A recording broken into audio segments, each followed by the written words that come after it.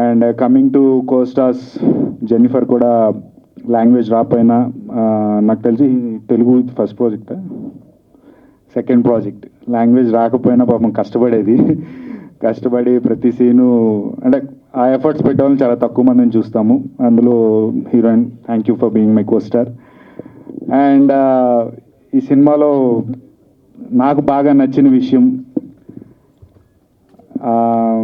ఆయన చేస్తున్నప్పుడు చూసి నేర్చుకోవాలి అని నేను ఒక యాజ్ ఎ జూనియర్ ఆర్టిస్ట్గా రోజు సెట్కి వెళ్ళినప్పుడు ఆయన ఎప్పుడు వస్తారో అని చూసేది. ఆ వ్యక్తి ఎవరో కాదు, పిల్లా ప్రసాద్ గారు. ఒక సీనియర్ యాక్టర్ చేస్తున్నప్పుడు యూజువల్గా ఎవరికైనా చూడాలి అని ఉంటుంది ఎలా చేస్తారని.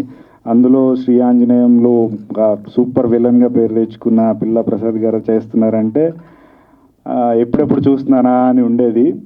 సో ఆబ్వియస్లీ ఆయన, నేను షూట్లో ఉన్నా లేకపోయినా ఆయన జరిగేటప్పుడు వెళ్ళి చూస్తాను. నేను ఎప్పుడు మిమ్మల్ని పలకరించలేదు సార్ లొకేషన్లో ఫైట్ సీక్వెన్స్ అప్పుడు తప్ప, బట్ వచ్చి చూసేవాడిని మానిటర్ దగ్గర.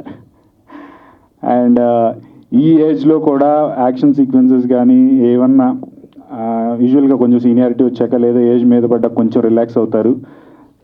ఆయన మటుకి ఏమాత్రం రిలాక్స్ అవ్వకుండా ఏది ఇచ్చినా చేద్దాం అని చెప్పి చేసేవాళ్ళు. నిజంగా ఐ అప్రిషియేట్ దట్. అండ్ మీ దగ్గర నేర్చుకోవాల్సిన విషయం సార్ అది.